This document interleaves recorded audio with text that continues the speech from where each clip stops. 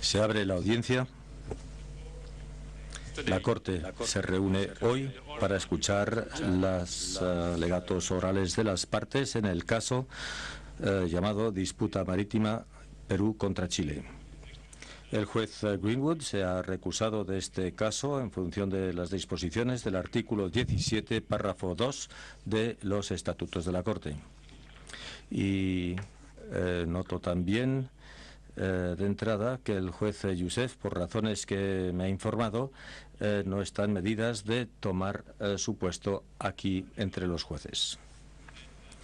También noto que, puesto que la Corte no incluye entre sus miembros un juez de la nacionalidad de ninguna de las partes, ambas partes han optado por su derecho, bajo el artículo 31, párrafo 2 del reglamento interno, por escoger un juez ad hoc.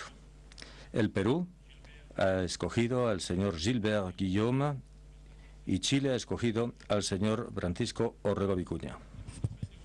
El artículo 20 del reglamento interno estipula que cada miembro de la Corte, antes de asumir sus deberes, deberá prestar un solemne juramento ante la Corte, declarando que ejercerá sus poderes imparcialmente y en plena conciencia. En función del artículo 31, párrafo 6 del Estatuto, ese mismo dispositivo se aplica a los jueces ad hoc. Así que, en función de esta costumbre, primero voy a referirme un poco a las carreras y las calificaciones de cada uno de los jueces ad hoc, antes de invitarles a que nos hagan su solemne declaración. El señor Gilbert Guillaume es de nacionalidad francesa, licenciado en Derecho y también con estudios superiores en Economía Política y Ciencias Económicas de la Universidad de París. También es diplomado del Instituto de Estudios Políticos de París y exalumno de la Escuela Nacional de Administración.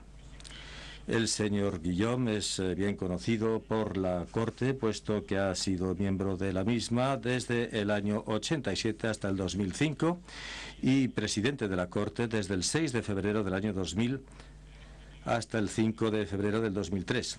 Antes de ser miembro de la Corte, el señor Guillaume ya fue un ejemplo de larga y brillante carrera, tanto como magistrado que como responsable a nivel nacional e internacional. También ha sido consejero de Estado y actualmente es miembro honorario de esta prestigiosa institución. Asesor jurídico de la Organización del Tratado del Atlántico Norte entre los años 1961 y 67, también ha ejercido funciones de representante de Francia en el Comité Jurídico de la Organización de la Aviación Civil Internacional, la OACI, y también ha asegurado la presidencia de este comité entre 1971 y 1975.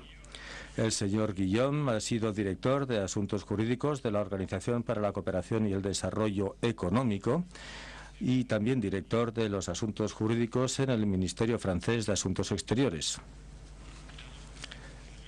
También ha sido agente de Francia ante la Corte de Justicia de las Comunidades Europeas y en la Corte Europea de los Derechos Humanos. El señor Guillaume, en muchas ocasiones, ha ejercido las funciones de juez ad hoc en la Corte Internacional de Justicia.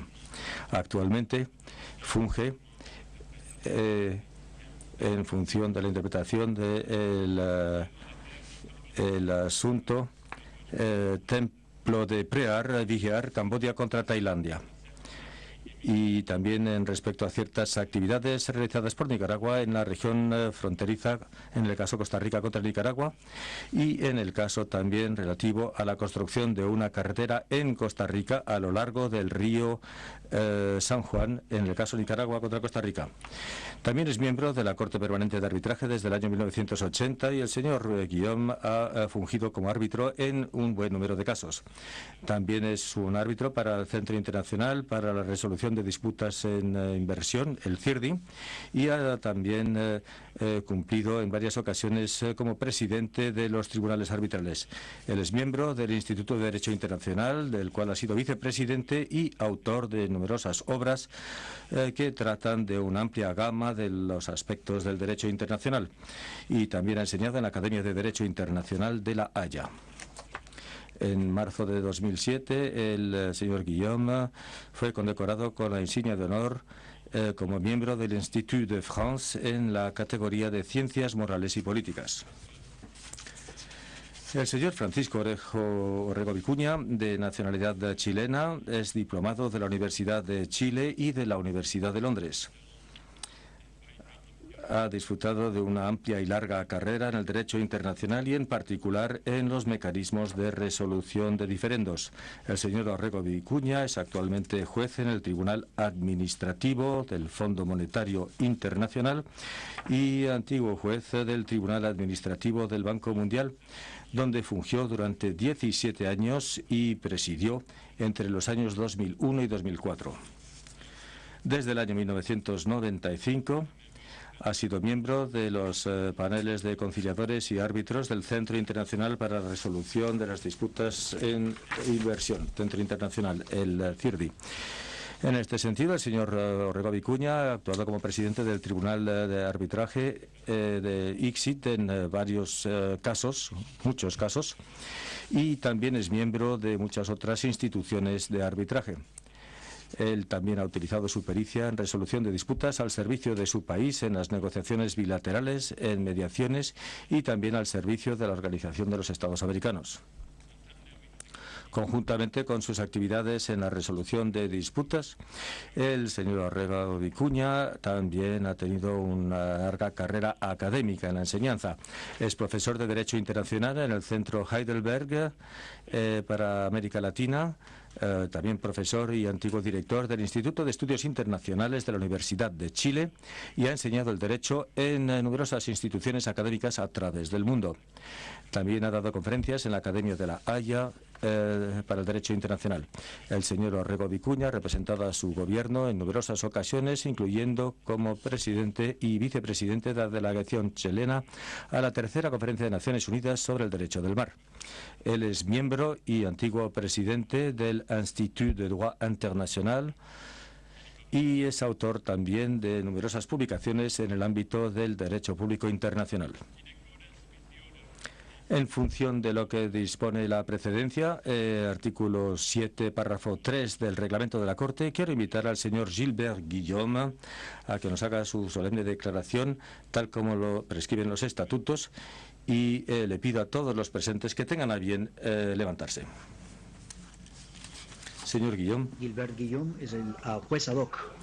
Declaro solemnemente que cumpliré mis deberes y ejerceré mis atribuciones de juez honrada y fielmente, con completa y absoluta imparcialidad y con toda conciencia.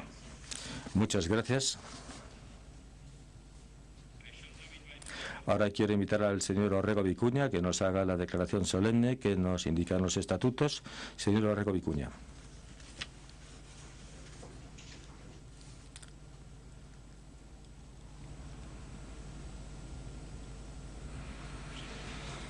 Declaro solemnemente que cumpliré mis deberes y ejerceré mis atribuciones de juez, honrada y fielmente, con completa y absoluta imparcialidad y con toda conciencia.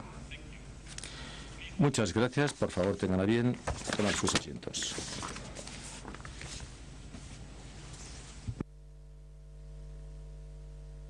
Tomo nota, pues, de las declaraciones solemnes efectuadas por el señor Guillaume y el señor Orrego Vicuña y los declaro jueces debidamente nombrados, jueces ad hoc, en el caso respecto a la disputa marítima Perú contra Chile. Ahora vamos a recordarles los principales pasos del procedimiento que se ha seguido en este caso.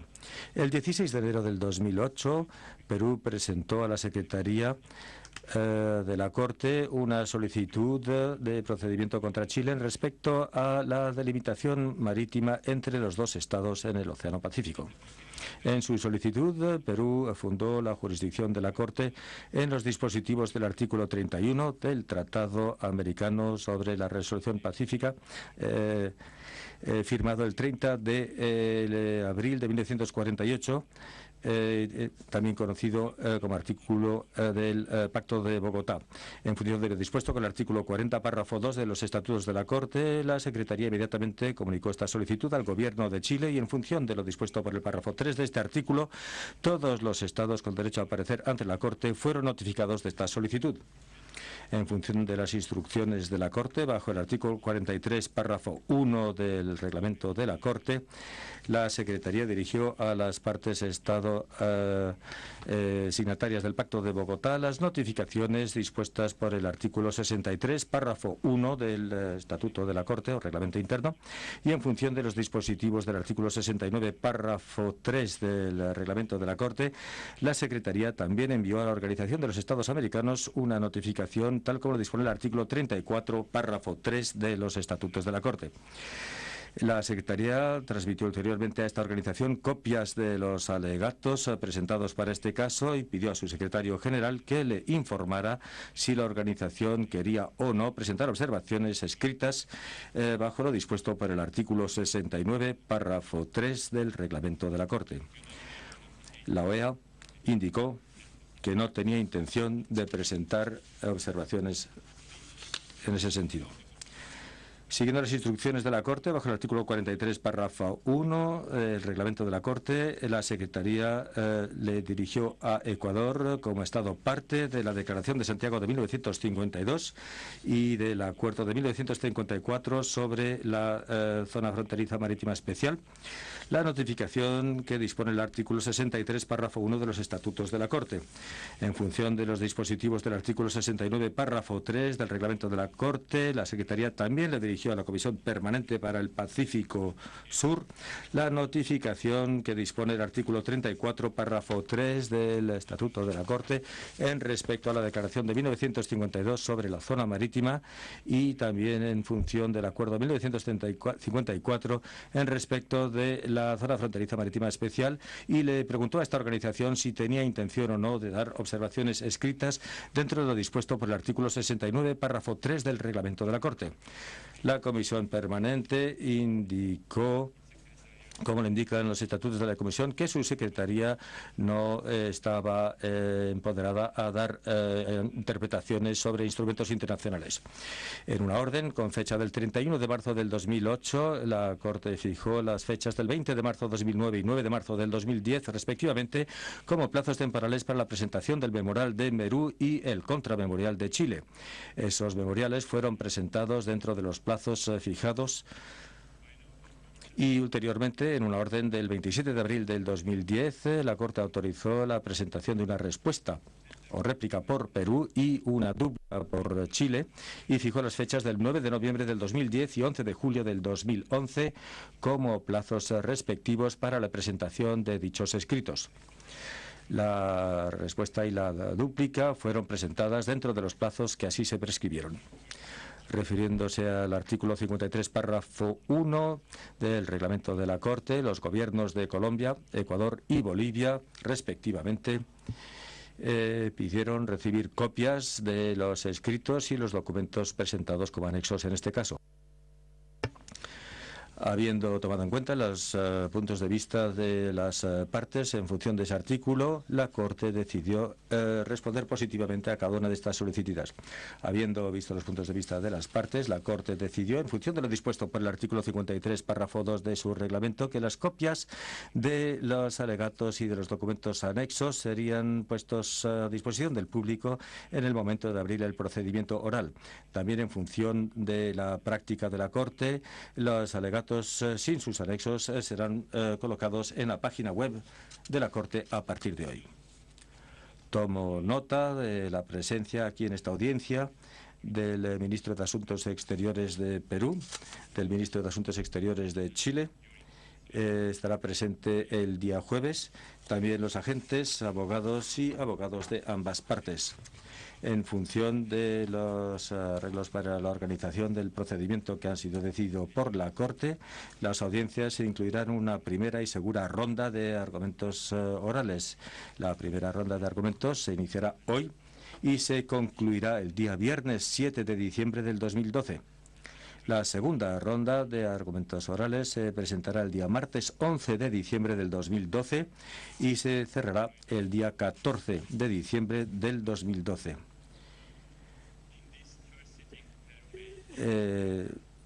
Durante esta primera audiencia, Perú puede, si lo desea, disfrutar de una breve extensión temporal más allá de las 6 de la tarde, en función del tiempo que haya tardado la apertura de este procedimiento oral. Ahora le doy la palabra a Su Excelencia, el embajador Alan Wagner, agente de Perú. Tiene usted la palabra.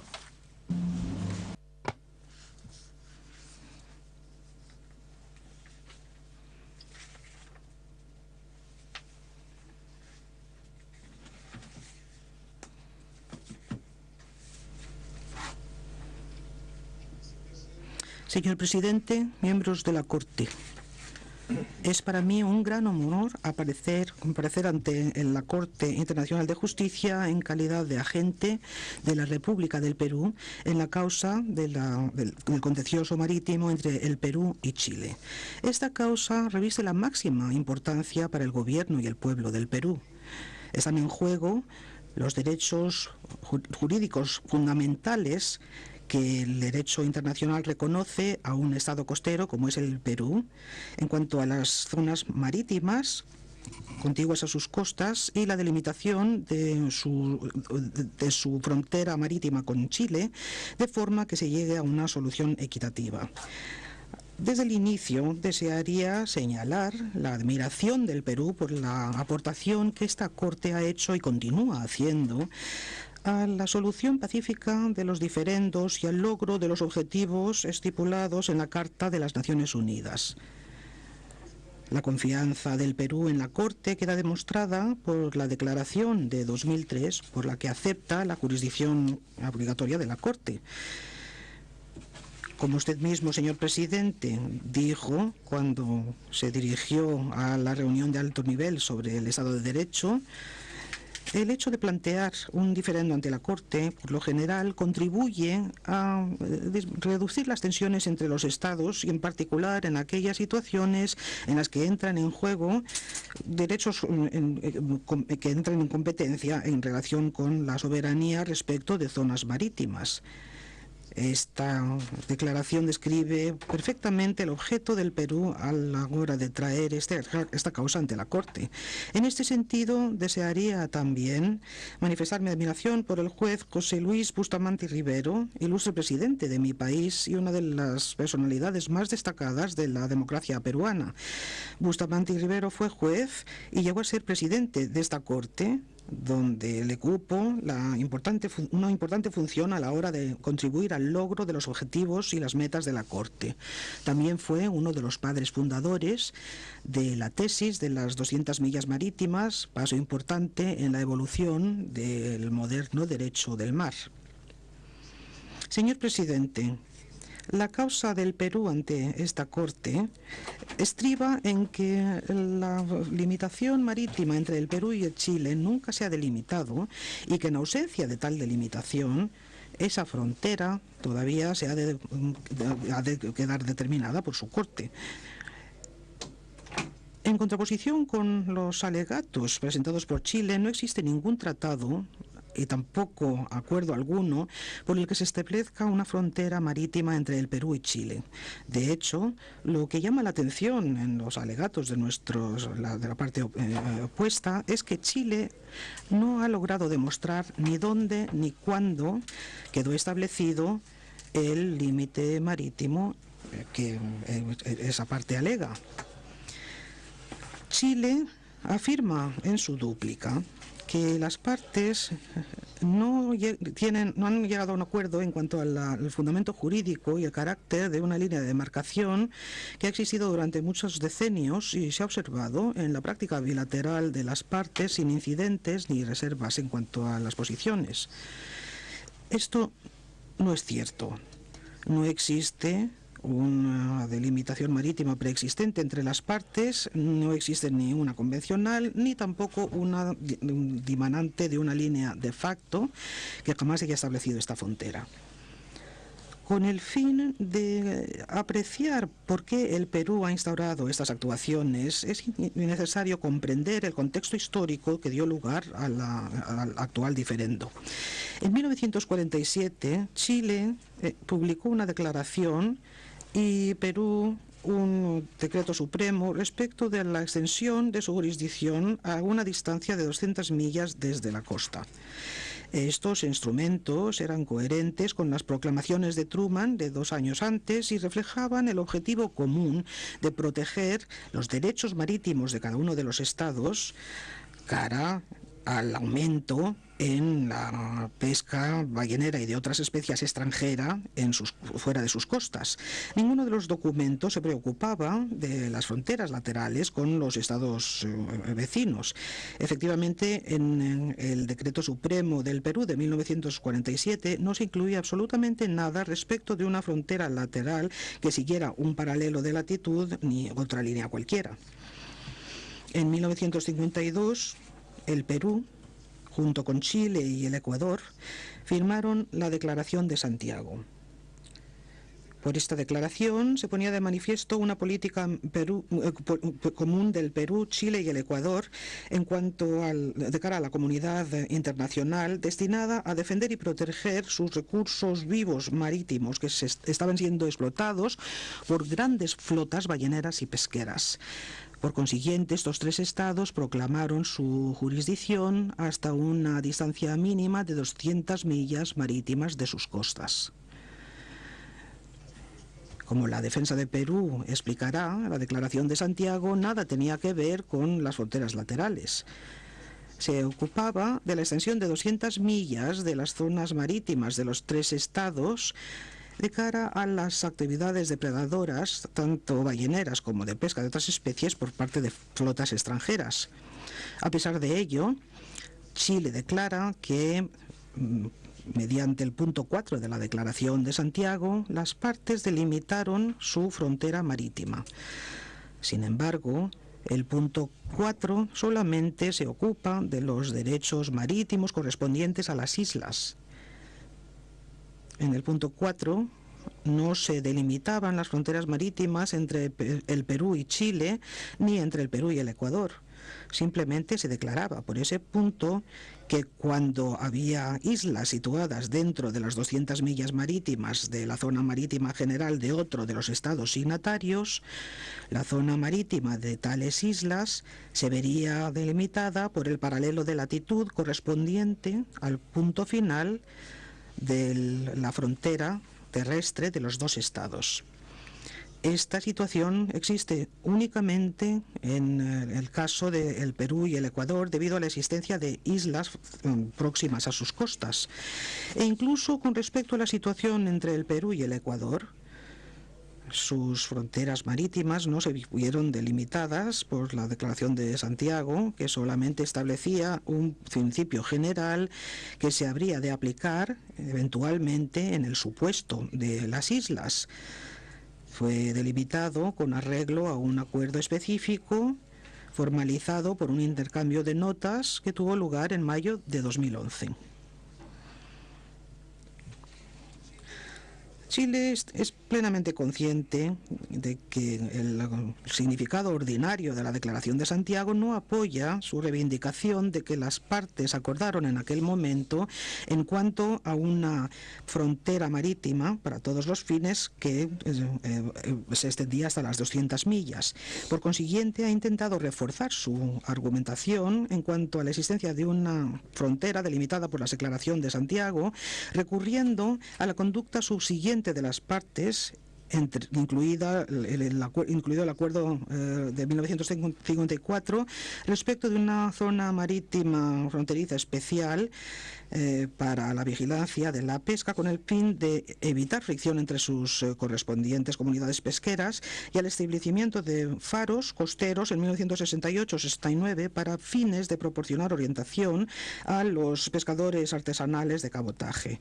Pero esa línea de argumentación falla a la hora de reflejar los hechos reales. En estos casos, las partes adoptaron arreglos prácticos de índole provisional para fines específicos en las zonas marítimas próximas a sus costas. Posteriormente, durante la tercera conferencia sobre el derecho del mar, el Perú ejerció una función activa, particularmente en el grupo de negociación número 7, al que se le encomendó la elaboración de normas respecto de la delimitación marítima. La posición del Perú, entonces, que es la que prevalece hoy, era que la función esencial de la delimitación es el logro de una solución equitativa y que la equidistancia constituye la norma general para la delimitación marítima, a no ser que existan circunstancias especiales que justifiquen una frontera diferente. La Convención sobre el Derecho del Mar de 1982 reconocía que los derechos marítimos de los estados costeros se extienden hasta una distancia de 200 millas marítimas desde las líneas base. Con ello, reivindicando las reclamaciones anteriores del Perú y Chile respecto de la jurisdicción hasta estos límites. Reforzó también el principio de que el objetivo fundamental de la delimitación marítima consiste en el logro de una solución equitativa. A la luz de esta situación, poco después de la aprobación de la Convención, el Perú pidió a Chile que iniciara las negociaciones destinadas a establecer por acuerdo la frontera marítima entre estos dos estados. El distinguido embajador del Perú, Juan Miguel Bácula, actuando en calidad de enviado especial, efectuó una presentación oficial sobre este asunto en el año 1986 ante el ministro de Relaciones Exteriores de Chile, tal como se indica en el memorando por él elaborado a solicitud del ministro de Chile. La reacción de Chile fue declarar que estudiaría el asunto y volvería al mismo a su debido tiempo. Lamentablemente, Chile no dio posteriormente ninguna indicación de estar estudiando el asunto ni en condiciones de intercambiar opiniones al respecto con el Perú. Más bien, a partir del decenio de 1990, Chile inició una serie de medidas unilaterales destinadas a crear la impresión de que ya existía una frontera marítima con el Perú, a pesar de la total ausencia de cualquier acuerdo en este sentido. Por ejemplo, por vez primera, Chile empezó a publicar cartas en las que pretendía mostrar una frontera marítima con el Perú, a pesar de que Chile no había publicado ningún tipo de cartas o mapas en este sentido durante los 40 años desde la firma de la Declaración de Santiago. Y en 2000, Chile depositó cartas y mapas ante las Naciones Unidas en las que se pretendía representar una frontera a lo largo del paralelo 18-21 sur de latitud. Perú se vio obligado a protestar ante estas actividades y a recalcar que nunca había firmado ningún acuerdo de delimitación marítima con Chile. En 2004, nuevamente, Perú propuso oficialmente el inicio de negociaciones bilaterales para determinar la frontera marítima. Sin embargo, Chile rechazó esta iniciativa, argumentando que ya se había establecido una frontera marítima. En vista del punto muerto al que se llegó, los ministros de Relaciones Exteriores de ambos países firmaron una comunicación conjunta el 4 de noviembre de 2004 en la que se consignó el hecho de que los dos estados tenían posiciones diferentes respecto del asunto jurídico de la delimitación marítima entre ellos. En intercambios diplomáticos adicionales entre las partes, en 2005, se dejó muy claro que Chile no tenía interés en negociar la delimitación de una frontera marítima para todos los fines con el Perú. Estas fueron las circunstancias que llevaron al Perú a instaurar estas actuaciones ante la Corte. Perú está firmemente convencido de los principios que se estipulan en el artículo 33 de la Carta de las Naciones Unidas, en el sentido de que los diferendos se deberían resolver por fines pacíficos, incluido la solución judicial cuando las negociaciones no llegan a una solución. El Perú, por consiguiente, presentó la presente causa bajo el artículo 31 del Pacto de Bogotá, en el que tanto el Perú y Chile son partes con el fin de establecer una frontera marítima equitativa entre ambos. En esta causa, señor presidente, el Perú solicita a la Corte que haga dos cosas. En primer lugar, que delimite las zonas marítimas correspondientes entre las partes, basándose en los principios y las normas de derecho internacional que se articulan por esta Corte, partiendo de un punto denominado punto Concordia, donde la frontera terrestre llega al mar. Y en segundo lugar, que declare el derecho del Perú a ejercer sus derechos soberanos exclusivos y su jurisdicción sobre una zona situada dentro de 200 millas marítimas de sus líneas base, pero a más de 200 millas de distancia de las líneas de base de Chile. Esto es lo que se denomina el triángulo exterior en los alegatos del Perú. Por lo que respecta a la delimitación de la frontera marítima, es evidente que esa frontera ha de iniciar en el término de la frontera terrestre de las partes donde ésta se une con el mar. Una frontera que las partes convienen en que estaba plenamente delimitada con arreglo al Tratado de Lima de 1929. Este es el punto Concordia al que ya me he referido. Al Perú le alarmó ver que en la contramemoria de Chile se tomaba la posición de que el término de la frontera terrestre no se sitúa en el punto Concordia en la costa, sino tierra adentro, en el primer marcador de frontera que fue establecido con arreglo a la demarcación de la frontera terrestre en 1930. Hemos demostrado en nuestra réplica que la argumentación de Chile no es sostenible. Es una contradicción abierta con lo que convinieron las partes en el Tratado de 1929. En su dúplica, Chile, por tanto, hubo de renunciar a esta posición. Sin embargo, continúa declarando que existe una frontera marítima a lo largo del paralelo de latitud que cruza el primer marcador de fronteras y que la distancia entre este marcador y el punto Concordia es negligible. Este es un argumento inaudito y es contrario al Tratado de Lima de 1929. El Perú nunca ha dado su acuerdo respecto de su frontera marítima con Chile, ni en la declaración de Santiago de 1952, ni en ningún otro lugar. Y el Perú, sin duda, nunca ha dado su acuerdo a una frontera marítima que siga un paralelo de latitud, ni tampoco una que iniciara de la costa al norte del término de la frontera terrestre actual en el punto Concordia, en un territorio que queda bien dentro de la soberanía exclusiva del Perú.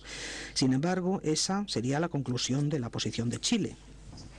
Por lo que se refiere al triángulo exterior, está claro que esta es una zona marítima que queda dentro de las 200 millas marítimas de la costa de Perú, pero más lejos que las 200 millas marítimas de la costa de Chile. Como Chile puede impugnar los derechos soberanos del Perú en esta esfera, es imposible de comprender.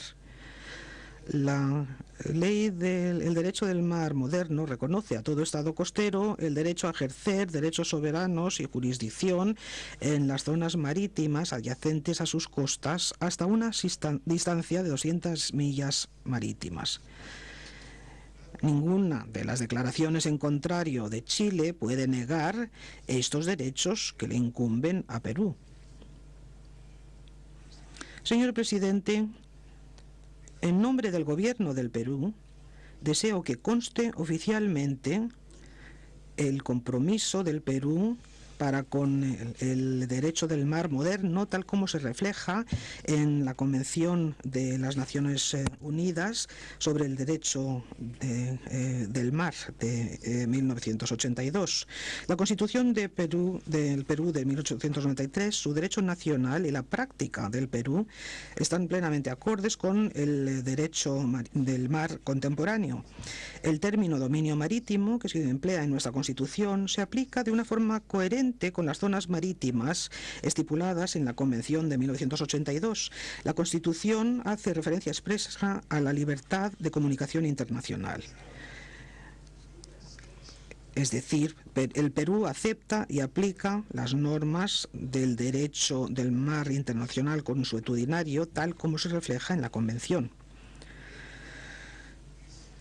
La realidad es que el Perú no pide nada más que aquello a lo que todos los estados costeros tienen derecho con arreglo al derecho internacional. Si bien el Perú todavía no es parte en la Convención del Derecho del Mar de 1982, tanto su Constitución como su derecho y práctica nacionales son coherentes con los principios y las normas estipuladas en la Convención, incluido el objetivo general de la delimitación marítima, que es el logro de una solución equitativa. En contra de los alegatos, lo que se dice en los alegatos de Chile, Perú no viola el principio de pacta sunt servanda ni la estabilidad de las fronteras. El Perú rechaza enérgicamente esta alegación por parte de Chile. Ningún acuerdo de fronteras marítimas ha sido formalizado entre las partes. A lo largo de su historia, el Perú siempre ha estado comprometido con la paz y el cumplimiento del derecho internacional. El fomento de la integración regional ha sido siempre uno de los principales objetivos de la política exterior del Perú, con el fin de contribuir al bienestar, la unidad y la cooperación entre las repúblicas americanas. Desearía también señalar que las relaciones bilaterales entre el Perú y Chile son buenas.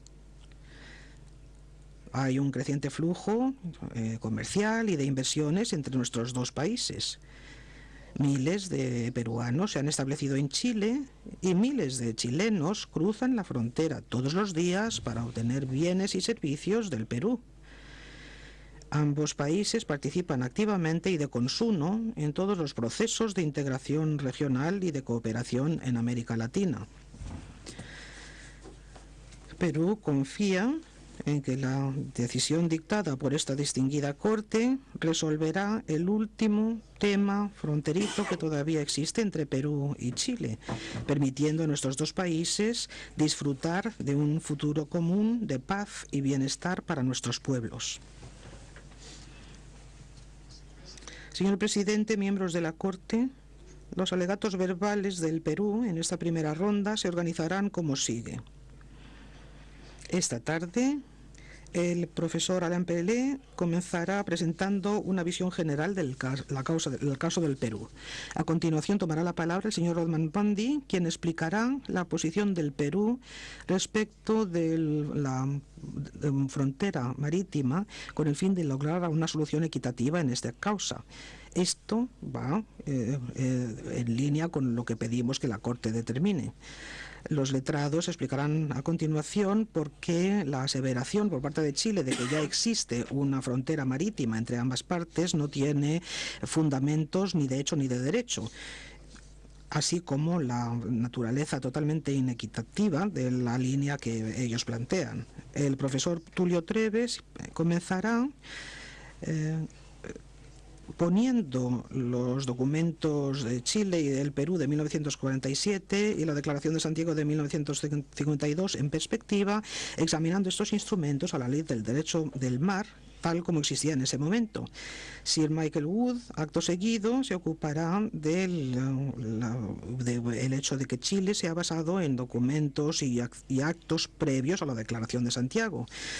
Estas alegaciones continuarán mañana y, por fin, nos ocuparemos de dos temas importantes y singulares planteados en los alegatos escritos de Chile: el punto de partida de la frontera marítima y el triángulo exterior.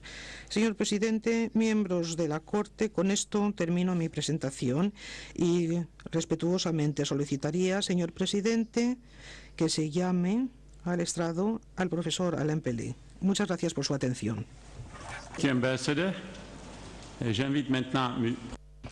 Gracias, embajador. Invito ahora al profesor Pelé a pronunciar su presentación general del asunto en nombre de la delegación del Perú. Tiene usted la palabra. El agente de Perú es tanto más alto que yo, dice el profesor Pelé. Well, it's good. You can only raise it, not put it down. Well, Monsieur le Président, Mesdames et Messieurs de la Cour, rarement indifférents. Señoras y señores, miembros de la Corte, señor presidente, es muy poco frecuente que un diferendo, que un contencioso que se someta a la alta jurisdicción de esta Corte vaya tan marcado por un enfrentamiento tan marcado de tesis jurídicas. Incluso se podría reducir a decirse que Perú ha presentado un caso, un procedimiento muy sencillo de delimitación marítima y que Chile intenta transformarlo en un litigio muy difícil de comprender y muy complejo que se basa sobre todo en el derecho de los tratados. En el párrafo 13 de su solicitud, Perú pide a la Corte que determine la frontera entre las zonas marítimas de los dos estados de conformidad con el derecho internacional y que pronuncie y juzgue que Perú posee derechos exclusivos soberanos en la zona marítima situada dentro del límite de las 200 millas marítimas a partir de su costa, pero fuera de la zona económica exclusiva de Perú, de Chile o de su plataforma continental. Fin de cita. Las conclusiones de la memoria y de la réplica de Perú especifican y precisan esas solicitudes sin modificarles. Trátese del triángulo exterior al que se refiere la segunda conclusión o a nivel general de la línea de delimitación entre los espacios marítimos que correspondan a cada una de las dos partes, Perú pide, señoras y señores miembros de la Corte, que zanjen este contencioso aplicando los principios del derecho del mar, tal y como los refleja la Convención de 1982 y como las consacra la jurisprudencia de esta Corte y de otros tribunales internacionales. Los artículos 74 y 83 de la Convención, tal y como todo el mundo sabe, indican que la delimitación de la plataforma continental y de la zona económica exclusiva entre estados cuyas costas son adyacentes o que se enfrentan, se hace a través de acuerdos con el fin de llegar a una solución equitativa. Si no hay acuerdo, las partes deberán recurrir a una forma de solucionar el diferendo pacífica, siempre con el fin de llegar a una solución equitativa. En paralelo, se les incita a que hagan, y cito, todo lo posible para poder establecer acuerdos provisionales de naturaleza práctica. Y si no hay acuerdo de delimitación, lo que desde luego no es la Declaración de Santiago de 1952, ambos estados desde luego, han convenido acuerdos provisionales de ese tipo, pero tras la negativa chilena de negociar, pese a que sus primeras manifestaciones habían ido en ese sentido, Perú ha incoado el procedimiento ante la Corte. Será la Corte entonces que determinará cuál es la solución equitativa que habrá que imponer, aplicando el método de referencia que ya se ha establecido en forma sólida y clarísima en los fallos más recientes de la Corte, en particular el de Rumania contra Ucrania 2009 y el mes pasado Nicaragua contra Colombia. Este es un método que el Tribunal Internacional de Derecho del Mar también ha aplicado en su fallo de marzo pasado, 2012, en el procedimiento de Bangladesh-Myanmar. No voy a explayarme en eso, desde luego ya habrá oportunidad para volver a señalarlo, pero baste recordar en este momento que en diversas oportunidades la Corte ha pronunciado, y lo ha dicho claramente, que en caso de solapamiento de derechos a una plataforma continental y a una zona económica exclusiva, el método de limitación que aplicaría normalmente supondría 3 etapas. Dichas etapas, presentadas a grandes rasgos en el procedimiento, en el caso de la plataforma continental Libia-Malta, han sido precisadas y especificadas en estos últimos decenios. En primera instancia, para la Corte, se trata de establecer una línea de delimitación provisional entre los territorios respectivos de las partes, incluyendo sus territorios insulares. A tales efectos recurre a métodos tanto objetivos del punto de vista geométrico como adaptados a la geografía de la zona.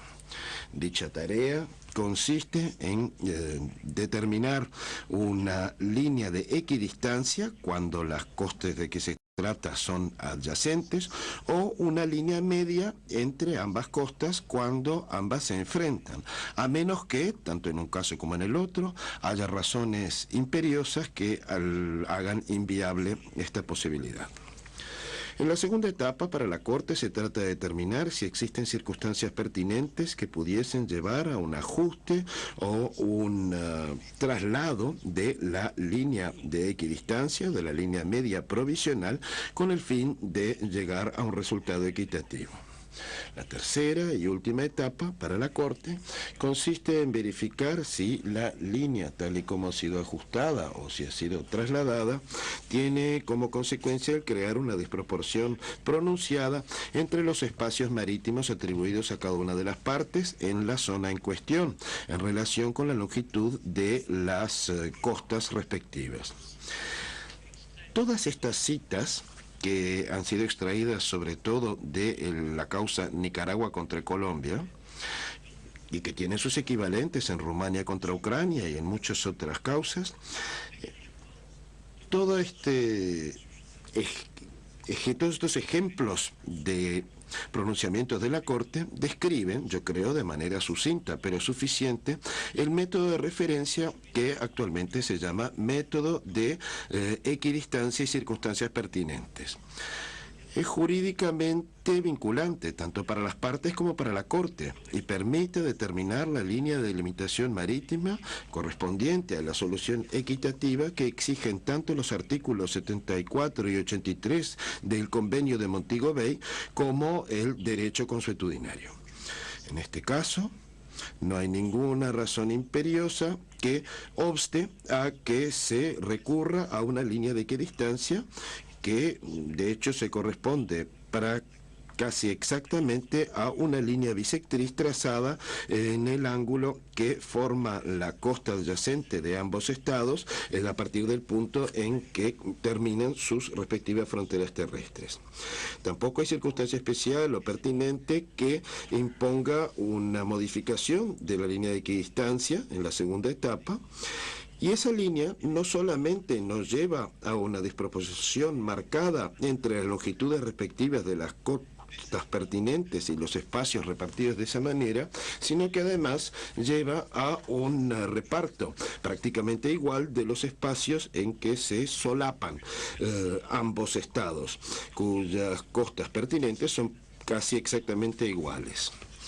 Parece un procedimiento sencillo, entonces, señor presidente, pero es un caso que Chile, con el talento y la imaginación de todos sus letrados, ha hecho lo posible por complicar de manera indebida. En lugar de reconocer la evidencia de que se carece de una delimitación marítima entre las partes, el Estado demandado se ha empeñado de demostrar, a través de contorsiones impuestas al derecho de los tratados y a los hechos de este procedimiento, que sí se aprobó una línea fronteriza en forma convencional en 1952 a través de la declaración en Santiago y que constantemente, a partir de entonces, ha sido aplicada como tal.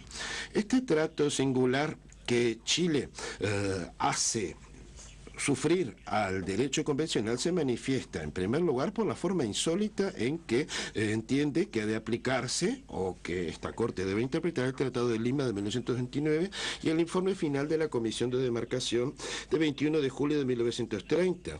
Y dice lo siguiente, cito: la línea de frontera en el Océano Pacífico, en un punto del litoral que está a 10 kilómetros al noroeste del primer puente del ferrocarril entre Arica y La Paz, el puente sobre el Utah. Esta es la simple aplicación de lo que preveía el tratado. Y cito: la frontera entre los territorios de Chile y de Perú partirá de un punto de la costa que se llamará Concordia, a una distancia de 10 kilómetros al norte del puente sobre el Utah. El letrado Bundy abundará en uno de estos puntos, que es uno de sus caballos de batalla, desde luego, pero me parece que con un simple croquis basta para demostrar que el punto de llegada de la frontera terrestre y por ende el punto de llegada de la delimitación marítima no puede estar situado donde Chile pretende que está, es decir, en el paralelo sur 18 grados 21 minutos 0 segundos. Dicho paralelo es la latitud del último hito de frontera, el hito mojón número 1, pero que medido según el sistema geodésico de referencia WGS84. El hecho es que no se corresponde esa latitud con el punto o punta Concordia, que describen todos los textos convencionales aplicables y que está en la intersección de la frontera terrestre con la costa. Esta concepción insólita de la otra parte, que la otra parte hace de estos acuerdos, vuelve a encontrarse en su presentación de lo que constituye el punto central del contencioso que se ha sometido a esta Corte. Allí se trata de volver, de renegar de un acuerdo convencional, como es el que establece el punto de llegada de la frontera terrestre, sino de inventar uno que jamás ha sido objeto de acuerdo entre las partes, según el cual estas habrían acordado una delimitación marítima cuyo resultado más claro sería privar al Perú de casi 67.000 kilómetros cuadrados de zona marítima, que es prácticamente la superficie de países como Sri Lanka o Georgia. Es un espacio marítimo respecto del cual el derecho del mar contemporáneo reconoce a Perú a título exclusivo derechos soberanos. Ese resultado improbable sería consecuencia de la limitación que habría realizado la Declaración sobre la Zona Marítima, firmada en Santiago el 18 de agosto de 1952, que llamaremos, para abreviar, la Declaración de Santiago. Dejo a mis eminentes y sabios colegas el que se pronuncien sobre la naturaleza jurídica incierta de dicho instrumento. Basta en esta fase aún preliminar de nuestros alegatos verbales, recordar el texto de su disposición central, el punto 2, y la declaración está reproducida en su totalidad tanto en español como en traducción al francés y al inglés, en el punto 3 del expediente de los jueces, y la disposición dice lo siguiente, y cito: en consecuencia, los gobiernos de Chile, de Ecuador y de Perú basan su política marítima internacional en la soberanía y la jurisdicción exclusivas que corresponde a cada uno de ellos sobre el mar frente a las costas de su país hasta las 200 millas marítimas como mínimo a partir de la costa. Fin de cita. Sé muy bien, señor presidente, que esta declaración, cuyo objetivo era, según lo que establece su preámbulo, el permitir a los gobiernos de los tres estados de formular principios de naturaleza tal que conservasen y garantizasen a sus respectivos pueblos los recursos naturales de las zonas marítimas del mar frente a sus costas. Incluye también un punto 4 que para Chile reviste gran importancia, y lo cito en su totalidad, señor presidente, porque Chile no lo hace sino en parte. Y cito: tratándose de un territorio insular, la zona de 200 millas marítimas se entenderá que rodea la isla o al grupo de islas. Si una isla o un grupo de islas que pertenece a uno de los países signatarios de la presente declaración está a menos de 200 millas marítimas de la zona marítima general que está bajo jurisdicción de otro de estos estados, la zona marítima de la isla o del grupo de islas en cuestión, y repito, de la isla o del grupo de islas en cuestión, será limitada por el paralelo que pasa por el punto en que llega al mar la frontera terrestre entre los estados que se enfrentan a este procedimiento. Fin de cita. No necesito hacer comentarios, señor presidente. El punto 4 de la declaración se limita expresa y estrictamente a establecer la extensión máxima de los espacios marítimos potenciales de los territorios insulares. Por otra parte, es más que dudoso que le baste en sí mismo y que además se puede aplicar en ausencia de acuerdos ulteriores estableciendo el alcance del mismo, y en cualquier caso no hay ninguna isla que deba tomarse en cuenta en la zona que está en litigio. En cuanto al punto 2, el que di lectura anteriormente, no se refiere ni de lejos ni de cerca a la delimitación lateral de la zona así reivindicada, cosa inédita en aquella época, de la cual se proclama la existencia. No obstante, es sobre esta base fragilísima que fundamenta Chile sus argumentos para intentar convencer, señores miembros de esta Corte, de la existencia de un acuerdo de limitación marítima entre ambos países. No existe un acuerdo de ese tipo. Y basándose en ese postulado débil, Chile se esfuerza en demostrar que la práctica posterior de las partes, y dicho desde el paso por parte de países terceros, ha confirmado o ha procedido a la aplicación de esta delimitación convencional, que no se encuentra en ningún lado, de 1952. Pero no se puede confirmar o aplicar una delimitación si esta no ha sido aprobada realmente. No hubo delimitación en 1952, ni tampoco, desde luego, hubo confirmación posterior. Y si se puede tener en cuenta la práctica que se ha seguido ulteriormente para interpretar un tratado, dicha práctica no obsta a que no exista el tratado. Y de existir un tratado tampoco puede sustituirle para hacerle decir una cosa que en ningún momento señala. Aquí se trataría de transformar un texto por el que se proclama la existencia de una zona de soberanía y jurisdicción marítima en un acuerdo de delimitación de dicha zona. La tesis de Chile, que ha sido forjada con tanta habilidad poco después de que Perú sugirió en 1986 el que se iniciasen unas negociaciones entre ambos países, ha llegado hasta el día de hoy. Es la misma, con algunos matices que han ido cambiando. Desde luego, señor presidente, tampoco queremos evitar que se debata, pero lo digo desde ya, se trata de un debate falso. La declaración de 1952 no es un acuerdo de limitación y la práctica ulterior que invoca Chile no puede, por yo no sé qué tipo de alquimia misteriosa, haberla transformado en lo que no es.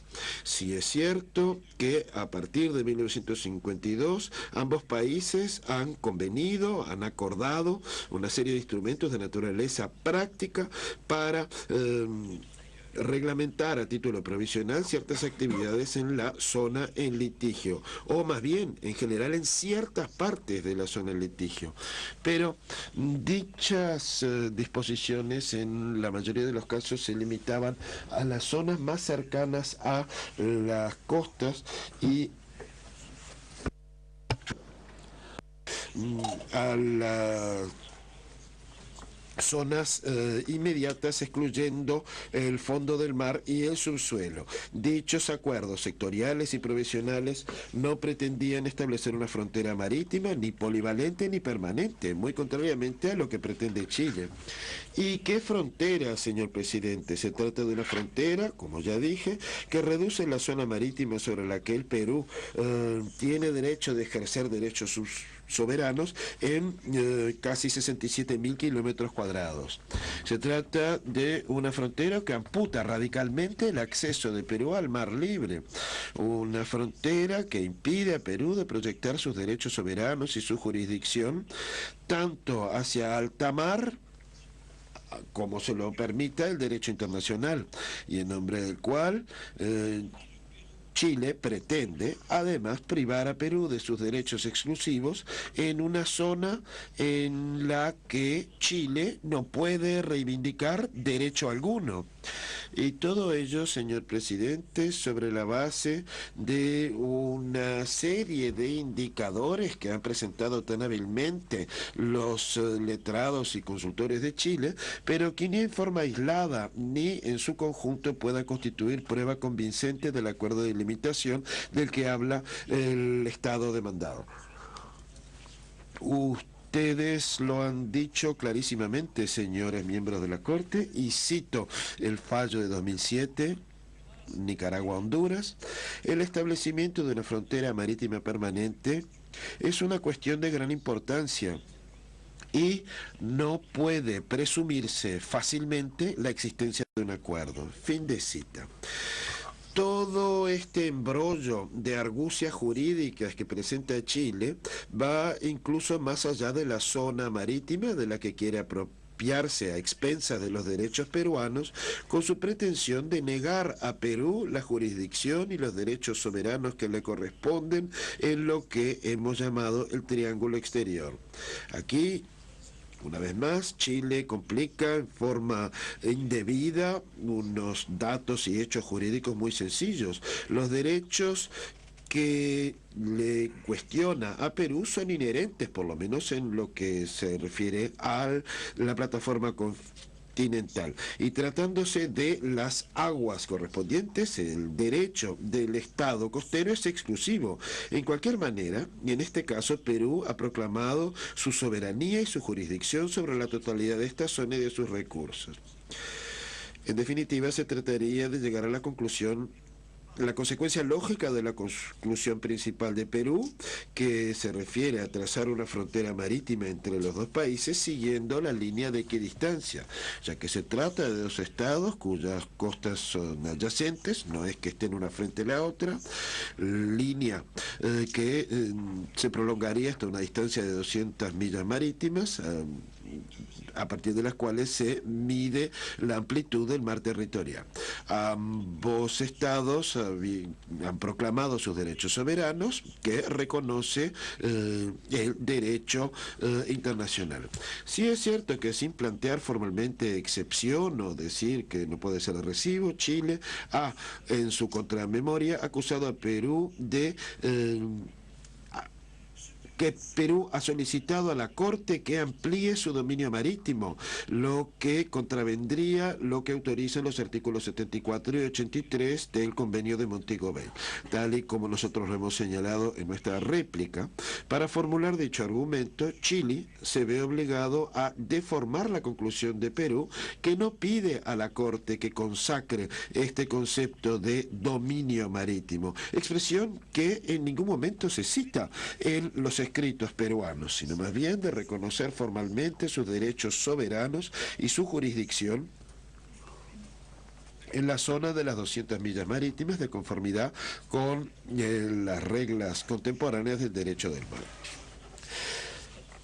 Para hacer valer en derecho la excepción chilena, que no pretende que no lo llama como tal, la Corte debería decidir que uno de los estados signatarios podría renunciar a través de un tratado particular a una zona marítima de la que le corresponde, en virtud del derecho contemporáneo del mar, de este derecho exclusivo del ejercicio de sus derechos soberanos, y que dicha renuncia podría producir efectos tanto respecto de la comunidad internacional de los estados en totalidad como del otro de los estados contratantes, que no tienen ningún derecho específico de ello.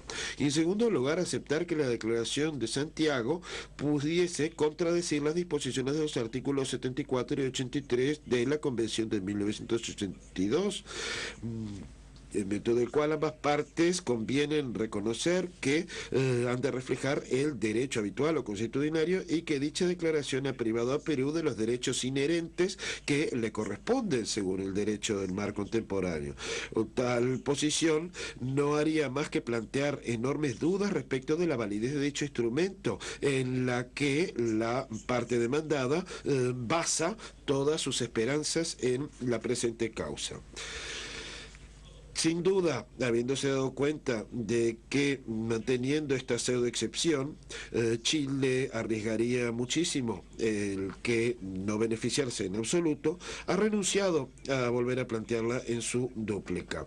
Es una precaución muy sabia de la que puede deducirse que admite, a partir de entonces, que Perú, que la solicitud de Perú es de recibo para que se reconozcan sus derechos soberanos en la zona de 200 millas marítimas en su totalidad, derechos que el derecho internacional contemporáneo del mar le reconoce, ni más ni menos, tal y como lo ha reiterado en forma muy formal hace algunos momentos el embajador Wagner, tal y como lo hizo Chile. Perú, que ha querido desde el final de la década del 40 y al principio de la década del 50 un concepto muy extensivo de sus derechos marítimos. Al igual que Chile, acepto que el derecho del mar, tal y como ha ido evolucionando, evolución en la cual ambos estados han desempeñado un papel importante, limita sus derechos tanto geográficamente como en forma sustancial. Perú, desde luego, no reivindica hoy soberanía plena sobre la zona de 200 millas. Vuelvo a decirlo, señor presidente, Perú acepta el derecho del mar tal y como es, como lo ha dicho su agente, no pide más, pero tampoco pide menos que el reconocimiento de los derechos que el derecho del mar reconoce a todos los estados costeros. Les agradezco su atención, señores miembros de la Corte. Y, señor presidente, le pido tenga bien darle la palabra al letrado Rodman Bunde, quien describirá de manera menos resumida y menos sucinta que la que he hecho yo, para hacer esta presentación, el método a seguir para establecer la frontera marítima única entre ambas partes. Muchísimas gracias. Le doy la palabra al señor Bunde para que haga su alegato. Muchas gracias, señor presidente, miembros de la Corte. Como siempre, es para mí un gran placer el aparecer ante esta Corte y es un privilegio también poder representar al Gobierno del Perú en este caso que es de tal importancia. Tomando en cuenta el derecho de limitación marítima y su evolución en los últimos años, hay dos principios que siempre han jugado papel predominante. El primero de estos principios es que la delimitación ha de ser efectuada en función de un acuerdo basado en el derecho internacional, y el segundo es que el objetivo principal de la delimitación marítima es lograr una solución equitativa. Estos dos principios están en el corazón de este caso. Como nos lo ha indicado el profesor Pelé, a pesar de lo que nos dice Chile, Perú y Chile nunca han acordado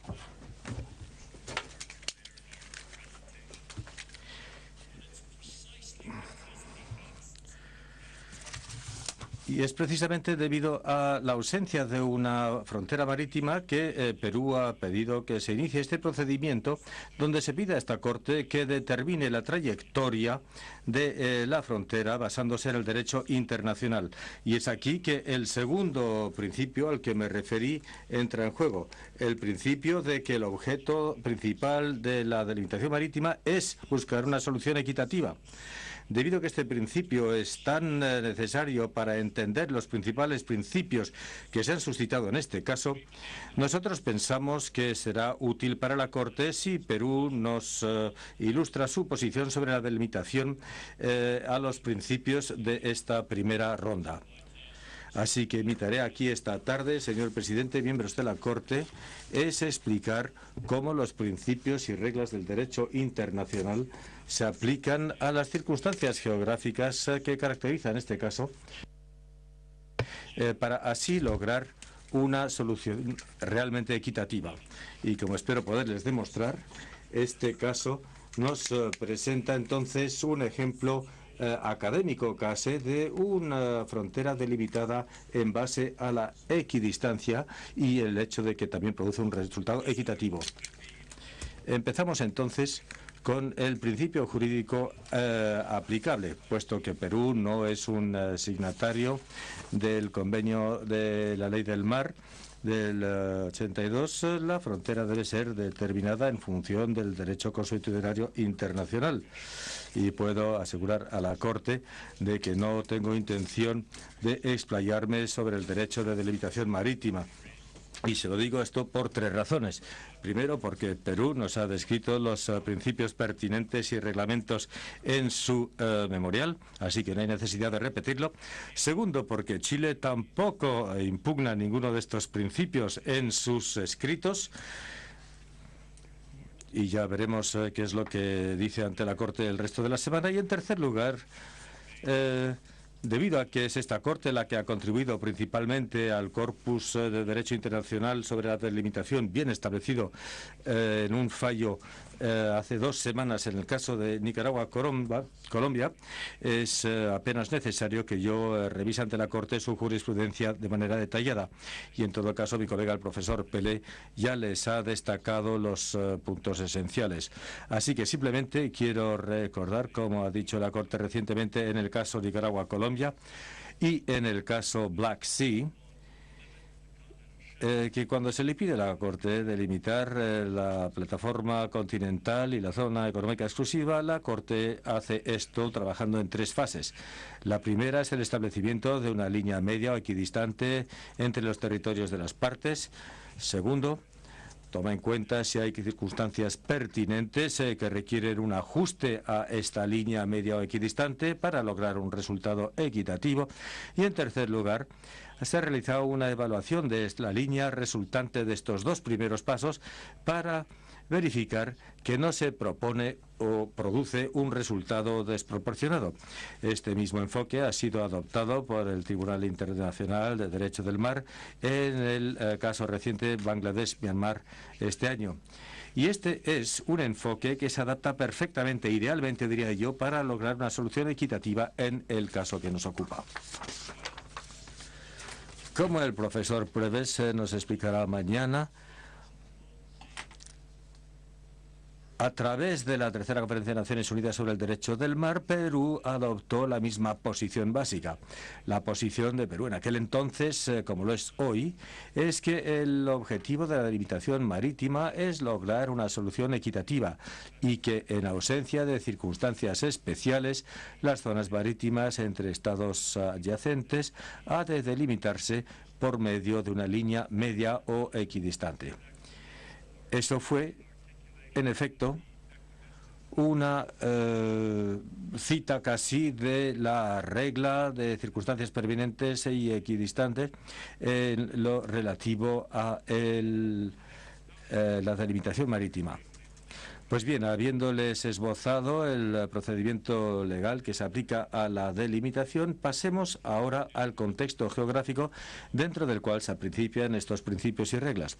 Como nos lo ha dicho la Corte en el caso Rumanía-Ucrania, y cito, el derecho del Estado a la plataforma continental y la zona económica exclusiva se basa en el principio de que la tierra domina el mar a través de la proyección de las costas o de las bandas costeras. Y termino la cita. Por ello es necesario identificar las costas pertinentes de cada parte, que a su vez entonces generan un solapamiento de los derechos de cada una y también define la zona pertinente que ha de ser delimitada en este caso. El mapa que les vamos a proyectar ahora en la pantalla les muestra el contexto geográfico general. Espero que se proyecte en la pantalla en todo caso.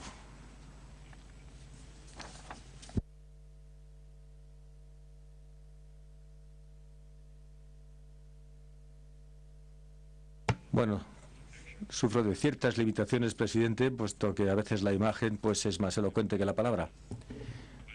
El presidente. Quizás nos puede decir si los jueces disponemos de este mapa. Sí, en efecto, lo tenemos. Pido a los jueces que pasen entonces al inciso número 5. Ahora veo que la imagen sí la tenemos en la pantalla. Bien, este mapa, la diapositiva, les muestra el contexto geográfico y cómo Perú les ha explicado en su argumentación, tema al que volveré mañana, la frontera terrestre entre Perú y Chile empieza en el lugar donde la frontera llega al mar y que se conoce como el punto Concordia, que ven destacado en el mapa y también en sus expedientes. Ese es el punto a partir del cual la delimitación marítima ha de comenzar. Pues bien, lo que se destaca inmediatamente mirando este mapa es que Punta Concordia se encuentra casi exactamente en el lugar donde la costa de Sudamérica cambia de dirección. Pueden ver en el mapa que justo al sur de este punto Concordia, la costa de Chile tiene una trayectoria casi perfecta norte-sur, con algunas pequeñas ondulaciones en la costa, pero no hay promontorios, ni tampoco bahías, ni tampoco islas cercanas a la costa. Por otra parte, al norte de Punta Concordia, la costa de Perú tiene una trayectoria muy distinta, adoptando una orientación del sureste al noroeste. Y de nuevo aquí tampoco se destacan ningunos rasgos costeros que interrumpan la dirección general de la costa de Perú o de las islas que podrían distorsionar la trayectoria de una línea media o equidistante. Ambas partes reclaman derechos de 200 millas náuticas a partir de sus líneas básicas o punto de partido. Chile reclama una mar territorial de 12 millas y una plataforma continental y zona económica de 2.000 millas. Perú reclama 200 millas náuticas de dominio marítimo, incluyendo el mar, el fondo marino y el subsuelo, en función de sus constituciones del 79 y de 1993.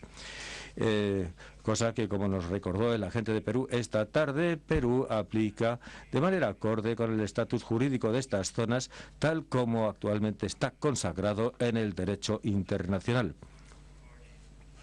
Los límites de estos derechos de 200 millas de las partes se ven en la pantalla en un color azul claro.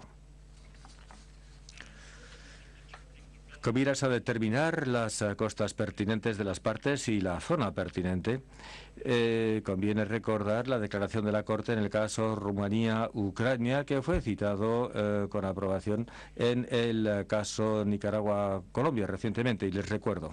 Cito: la costa, para ser considerada como pertinente para los fines de la delimitación, debe generar proyecciones que se solapan con las proyecciones de la costa de la otra parte. Fin de cita. Pues bien, a la luz de que Perú y Chile reclaman derechos marítimos basados en el criterio de distancia de 200 millas marítimas, Perú ha identificado las costas pertinentes para las partes como aquellas que están dentro de las 200 millas del punto extremo de la frontera en Punta Concordia. Son esas las costas que generan los derechos de 200 millas que actualmente se solapan y que por ello requieren delimitación.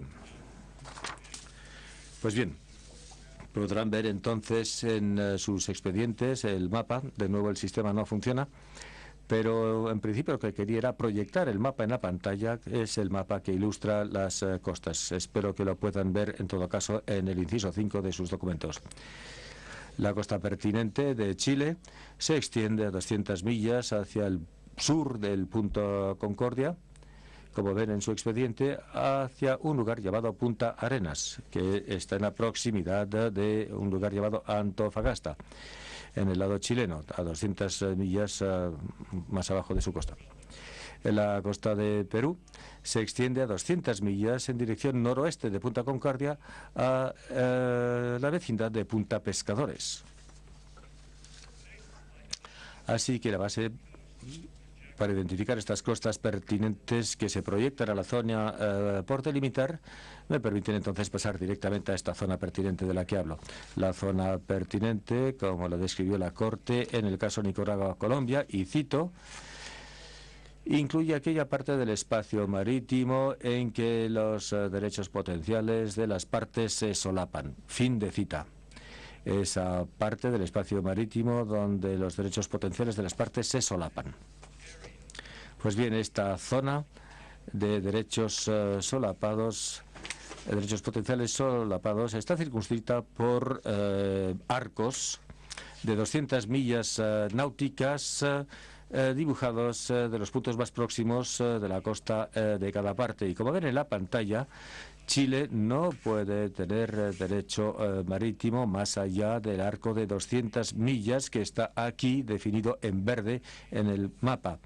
Más allá de esas 200 millas, de esa línea, nos pasamos de las 200 millas de distancia al punto más próximo de Chile, mientras que Perú no puede tener reclamos más allá del arco sur, que ven aquí en rojo, y la zona que definen estas líneas representa así la zona de solapamiento de derechos marítimos y, consecuentemente, la zona pertinente dentro de la cual no se ha realizado la delimitación.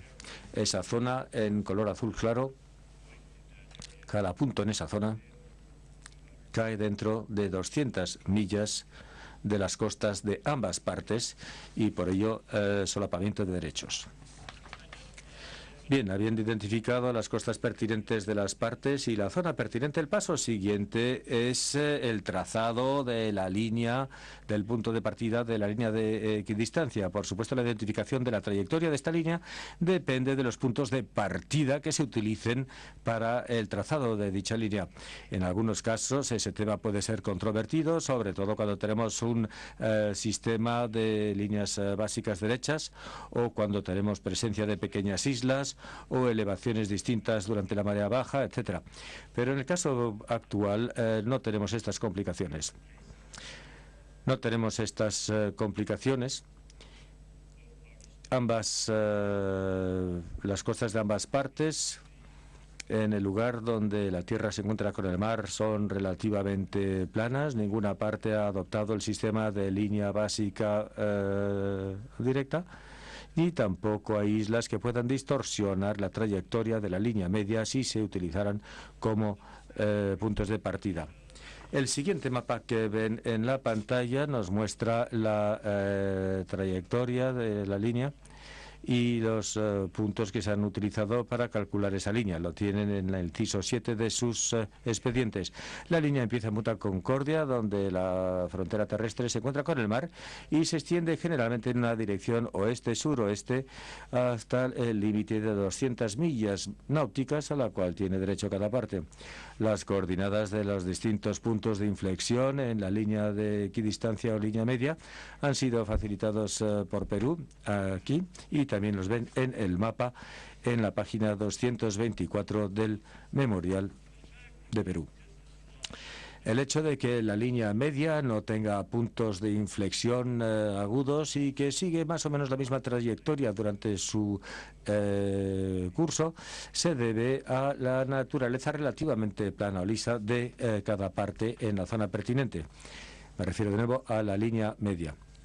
Pues bien, el segundo paso del proceso de delimitación requiere evaluar si existen circunstancias pertinentes que justifiquen el desplazamiento de la línea media para lograr un resultado equitativo.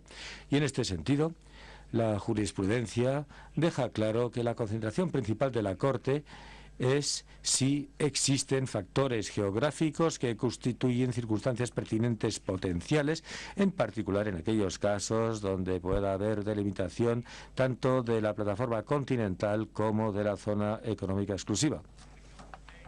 En el caso Gulf of Maine, por ejemplo, la Cámara de la Corte indicó que con la adopción gradual por una mayoría de los estados marítimos de una zona económica exclusiva y, consecuentemente, de un aumento de la demanda hacia una adopción de una frontera marítima única, debe darse preferencia a aquellos criterios que sean de carácter neutral. Y, como bien observó la Cámara, y cito, es entonces hacia una aplicación, el caso presente, los criterios derivados más de la geografía. Y lo que se entiende aquí por geografía es, por supuesto, la geografía de las costas, que tiene principalmente un efecto físico, al cual se le puede añadir, en segundo lugar, un aspecto político. Fin de cita. En el caso que nos ocupa, no existen circunstancias como, por ejemplo, una fuerte disparidad en la longitud de las costas de las partes o presencia de islas que justifiquen la realización de un ajuste en la línea media o equidistante. Si se puede decir algo, la geografía costera entre Perú y Chile, aquí en torno a la zona pertinente, es incluso más sencilla que lo que era en el caso de Camerún y Nigeria o en el caso de Rumanía con Ucrania, donde la Corte tampoco encontró que hubiera factores que requirieran una modificación de la línea media o equidistante. De nuevo, y en breve, las características geográficas del caso presente son un caso clásico de una situación donde la equidistancia de por sí produce un resultado manifiestamente equitativo. El único factor geográfico que se destaca en este caso es el cambio de dirección que muestra la costa en la proximidad de Punta Concordia. La costa de Perú toma una orientación sureste-noroeste, mientras que la costa de Chile toma una orientación que es casi perfectamente norte-sur. Sin embargo, la línea media toma este factor en cuenta. Cada delimitación entre estados contiguos requiere un grado de recorte o de acaparamiento en el sentido de que ninguna de las dos partes puede tener derechos sin obstáculos hasta 200 millas de su costa, como los podría tener si no tuviera un vecino. En este caso, la aplicación del método de la equidistancia trata precisamente con ese efecto de recorte o de acaparamiento de una manera muy equitativa y equilibrada. Si la Corte mira el mapa que corresponde al inciso 8 de sus documentos, o la pestaña número 8, verán que al tomar proyecciones a partir de cada costa, la línea media resulta en un efecto equilibrado de recorte o acaparamiento para cada parte. Por ejemplo, la distancia entre el pueblo Vila Vila en la costa de Perú y la línea media, medida perpendicularmente a partir de la costa, corresponde a unas 51 millas náuticas. Mientras que la distancia entre un punto correspondiente en la costa de Chile hacia el sur de esa línea media, el mismo punto en la línea, es de 50.6 millas náuticas.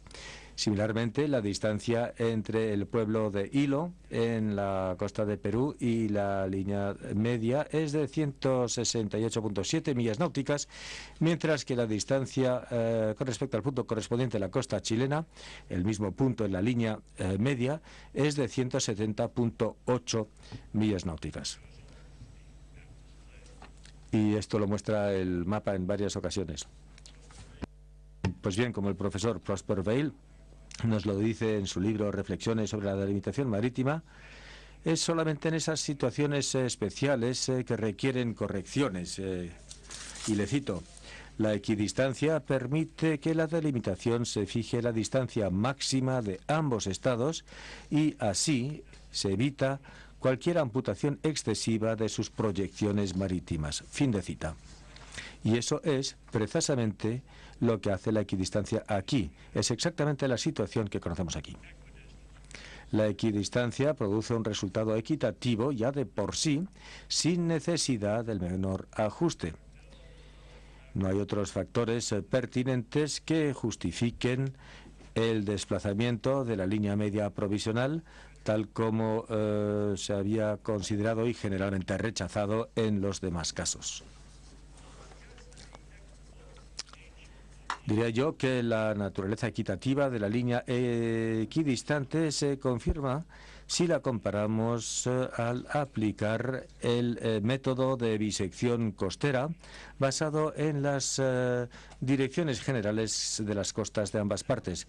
Como ven en el mapa que tenemos actualmente en la pantalla, la línea de bisección se ciñe a la línea de media o de equidistancia, y no resulta esto sorprendente a la luz de la naturaleza relativamente recta de las costas, y así la línea de bisección confirma la equitatividad de la frontera basada en equidistancia. Pues bien, presidente, esto me trae a los últimos 6 o 7 minutos de mi alegato, donde quisiera referirme al tercer paso, que es el de la desproporcionalidad. Estoy en sus manos. Adelante, dice el presidente. Pues como les decía, llegamos al tercer paso en este ejercicio de delimitación y la prueba de desproporcionalidad en particular. Esta Corte ha mantenido siempre que la proporcionalidad en términos de división directa de una zona disputada de manera proporcional a las longitudes respectivas de las costas contiguas a esa zona no es en sí un método de delimitación. El papel de la proporcionalidad, sin embargo, es más bien una prueba ex post facto, es decir, un instrumento para verificar la equitatividad del resultado al que se ha llegado por otros medios. Y como la Corte ha notado en su fallo sobre el caso Black Sea, esta prueba de desproporcionalidad se utiliza para verificar que, y cito, el resultado logrado en función de la línea de demarcación contemplada no ha resultado en desproporcionalidades en respecto a la longitud costera y la atribución de las zonas resultantes. Fin de cita. Pues bien, esta prueba se ha probado sistemáticamente en aquellas situaciones donde la delimitación es entre estados con costas adyacentes y donde la zona pertinente puede identificarse con relativa exactitud sin sobrepasar hacia las zonas reclamadas por un Estado tercero. Esa fue la situación en el caso Túnez-Libia y en el caso Black Sea, y también en el caso Bangladesh-Myanmar, que se citó anteriormente este año, y también en el caso más reciente de Nicaragua-Colombia. En cada uno de estos casos, la prueba de la desproporcionalidad se aplicó para verificar si la delimitación o frontera producida, que se había producido por otros medios, resultaba en un resultado desproporcionado.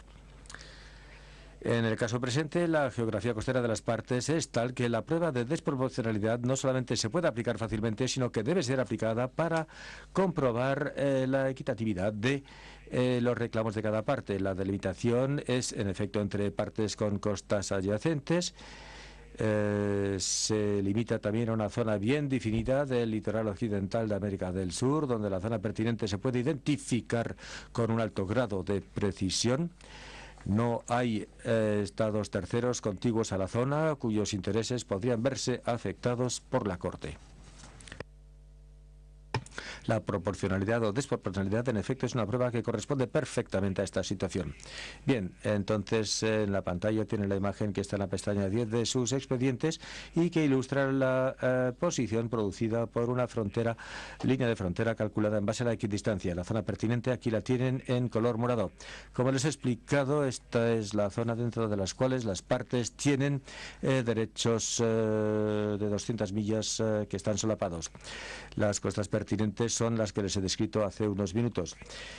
Midiéndolas con una línea recta, vemos que la costa pertinente de cada parte, a ambos lados del punto Concordia, es de 200 millas. La proporción es de 1 a 1. Sin embargo, si medimos la costa de las partes en función de sus sinuosidades respectivas, las cifras difieren ligeramente.